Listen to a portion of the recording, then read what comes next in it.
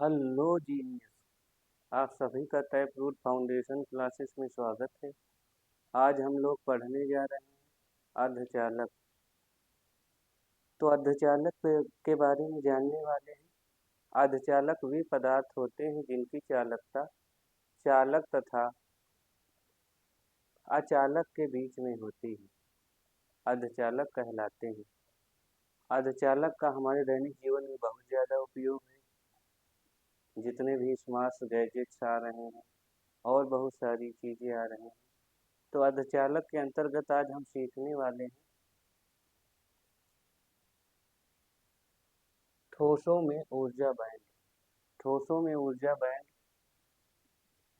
के व्यवहार के बारे में जानने वाले हैं। तो ठोसों में ऊर्जा बैंड को समझने के लिए हमको किसी भी एटम्स की डिटेल जाननी होती है। तो एटम्स का डिटेल हम लोग जानेंगे। तो अगर हमारे पास मान लीजिए कोई आइसोलेटेड एटम है। आइसोलेटेड का मतलब होता है कि सिंगल एटम, अकेला एटम है। अगर सिंगल एटम है, अकेला एटम है, तो उसकी जानकारी समझेंगे। अकेला एटम होता है तो उसके एटम्स दूर दूर होते हैं, आइसोलेटेड होता है। मान लीजिए गैस है तो गैस के मॉलिक्यूल दूर दूर होते हैं, तो इंटरेक्शन फोर्स कम हो पाता है। आइसोलेटेड एटम, मान लो इस कंटेनर में कोई गैस भरी है। इस कंटेनर के मॉलिक्यूल्स आप देख रहे हैं दूर दूर हैं। दूर दूर होने के कारण इनके प्रत्येक एटम की जो एनर्जी लेवल है वो लगभग लगभग बराबर होती है। क्यों बराबर होती है? उसका कारण है कि एक एटम दूसरे एटम के ऊपर इंटरेक्शन फोर्स अप्लाई नहीं कर पाता है। इंटरेक्शन फोर्स अप्लाई न कर पाने के कारण प्रत्येक एटम की जो एनर्जी होती है, मान लीजिए सोडियम, सोडियम के का एटॉमिक नंबर 11 होता है। तो सोडियम का एटॉमिक अगर विन्यास करेंगे हम लोग तो 1s2 2s2 2p6 3s1, यानी ये एक एटम के लिए है।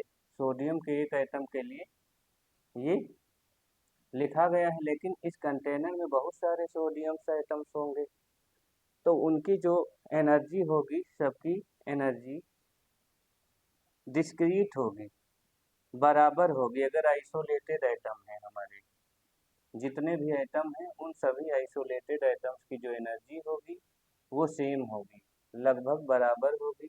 पहले सेल, दूसरे सेल, तीसरे सेल, चौथे सेल, सबकी एनर्जी बराबर होगी। ये हमारे पास एक ग्राफ है। ग्राफ के माध्यम से अगर समझें, inter atomic distance x axis पर है और वाई एक्सिस पर एनर्जी प्लाट की गई है। हम लोग जानते हैं, अगर हम केमिस्ट्री से थोड़ा समझें तो हम लोग जानते हैं कि जो एटम्स होता है उसका एक न्यूक्लियस होता है। न्यूक्लियस पर पॉजिटिव चार्ज होता है। इलेक्ट्रॉन न्यूक्लियस के चारों ओर पर्टिकुलर ऑर्बिट्स में स्पिन करते रहते हैं। ये सेल्स होते हैं, प्रत्येक सेल्स में इलेक्ट्रॉन घूमते रहते हैं। जो बाह्य कोश वाले इलेक्ट्रॉन होते हैं वो वैलेंस बांड बनाने में सहयोग करते हैं। वैलेंस बांड बनाया कैसे जाता है? एक एटम दूसरे एटम से एक इलेक्ट्रॉन की शेयरिंग करके वैलेंस बांड बनाता है। तो अगर यहाँ से हम समझें, जो आउटर वाले इलेक्ट्रॉन हैं, यानी बाहरी बाहरी कक्षा वाले इलेक्ट्रॉन हैं, उनकी उनको अगर किसी एटम से निकालना है तो इजीली हम निकाल सकते हैं, क्योंकि फोर्स ऑफ इंटरेक्शन कम होगा।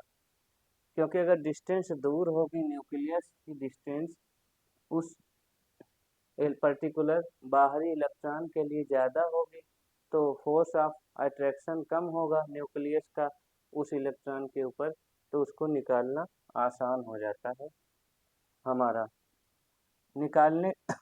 क्योंकि हम लोग जानते हैं F is inversely proportional to 1/r²। जो फोर्स होता है हमारा वो इनवर्सली प्रोपोर्शनल होता है 1/r² की। यानी हम डिस्टेंस को रेज करेंगे यानी बढ़ाएंगे तो फोर्स ऑफ अट्रैक्शन कम होगा। यानी जैसे जैसे हम लोग बाहरी कक्षाओं में जाएंगे फोर्स ऑफ अट्रैक्शन कम होता जाएगा। यानी उनको निकालने के लिए हम आसानी से कम एनर्जी देकर बांड को तोड़कर इलेक्ट्रॉन रिलीज कर सकते हैं।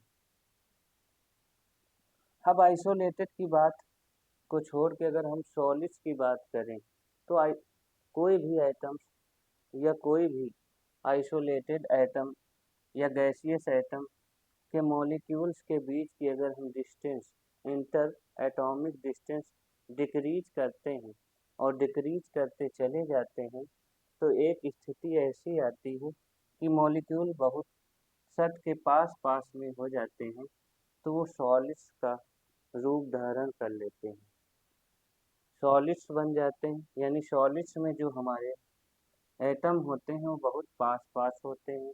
जैसे जैसे हम गैसियस एटम्स को पास में ले आते हैं तो वो सॉलिड्स का रूप धारण कर लेते हैं। इनके लिए जो हमारी एनर्जी लेवल्स होती हैं अब डिस्क्रीट नहीं रह जाती।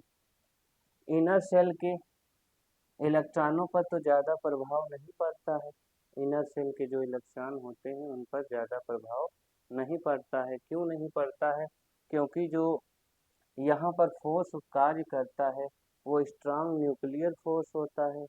तो इनर सेल के इलेक्ट्रॉनों को निकाल पाना बहुत कठिन है। लेकिन आउटर इनर सेल ये है, आउटर सेल्स जो हमारे हैं वो कोलैप्स होने लगते हैं, आउटर सेल्स एक दूसरे में मर्ज होने लगते हैं। अब यहाँ पर आइसोलेटेड में जो एनर्जी थी प्रत्येक एटम की डिस्क्रीट एनर्जी थी, अलग अलग एनर्जी थी, वो एनर्जी अब अलग अलग नहीं रहती क्योंकि एटम बहुत पास पास आ गए हैं। बहुत पास पास आ जाने की वजह से उनकी जो एनर्जी है वो अब कोलैप्स हो गई है, एनर्जी डिफरेंट डिफरेंस हो गई है। अब एक पर्टिकुलर लाइन ना होके उसी कक्षक के लिए पहले इलेक्ट्रॉन की एनर्जी कुछ और होगी, उसी सेल के लिए दूसरे इलेक्ट्रॉन की एनर्जी कुछ और होगी। क्योंकि आपके पाउली का एक्सक्लूजन प्रिंसिपल भी यही कहता है कि जो एनर्जी होती है किसी भी पर्टिकुलर इलेक्ट्रॉन्स की चारों क्वांटम संख्याएं बराबर नहीं होती, उन उनकी इंफॉर्मेशन अलग अलग होती है, वो उनकी एनर्जी जो है डिफरेंट होती है और अलग अलग होती है। तो जैसे जैसे इंटर एटॉमिक डिस्टेंस को हम डिक्रीज करते हैं यानी मॉलिक्यूल पास पास में आने लगते हैं, मॉलिक्यूल जब पास पास में आते हैं तो उनकी एनर्जी अब सॉल मॉलिक्यूल चूँकि अब सॉलिड्स हो गए हैं तो सॉलिड्स की जो डिस्टेंस होती है वो बहुत पास पास होती है। अब वो सॉलिड्स जो है इंटरेक्शन न्यूक्लियस का इलेक्ट्रॉन के ऊपर प्रोटॉन का इलेक्ट्रॉन के ऊपर इंटरेक्शन फोर्सेस लगने लगते हैं। तो अब उनकी एनर्जी जैसे आइसोलेटेड एटम्स की थी, सिंगल एटम्स की पहले अलग अलग थी, प्रत्येक एटम्स की लगभग सेम थी। अब यहाँ पर प्रत्येक एटम की सेम न रहकर डिफरेंट डिफरेंट एनर्जीज हो जाती है, इसलिए ये एक बैंड गैप क्रिएट हो जाता है। इसको हम एनर्जी बैंड कहते हैं। जो ऊपर वाला है उसको हम चालन बैंड कहते हैं और नीचे संयोजी बैंड होता है। संयोजी बैंड की एनर्जी जो होती है वो कम होती है और चालन बैंड की एनर्जी ज़्यादा होती है। बीच में थोड़ा सा गैप दिख रहा है, इसे वर्जित ऊर्जा गैप बोलते हैं या वर्जित ऊर्जा अंतराल बोलते हैं। संयोजी बैंड मीन्स आपका बैलेंस बैलेंस बैंड, वर्जित ऊर्जा मीन्स फॉरबिडन एनर्जी गैप, चालन बैंड मीन्स कंडक्शन बैंड।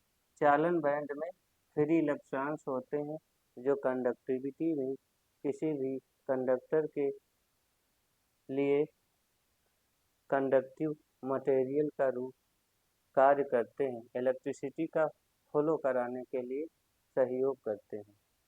लेकिन संयोजी बैंड में आपके बैलेंस इलेक्ट्रॉन्स रहते हैं, वो इलेक्ट्रिसिटी के फ्लो कराने में कोई भी सहयोग नहीं करते हैं। तो चालन बैंड वो बैंड होता है जिसमें मुक्त इलेक्ट्रॉन पाए जाते हैं।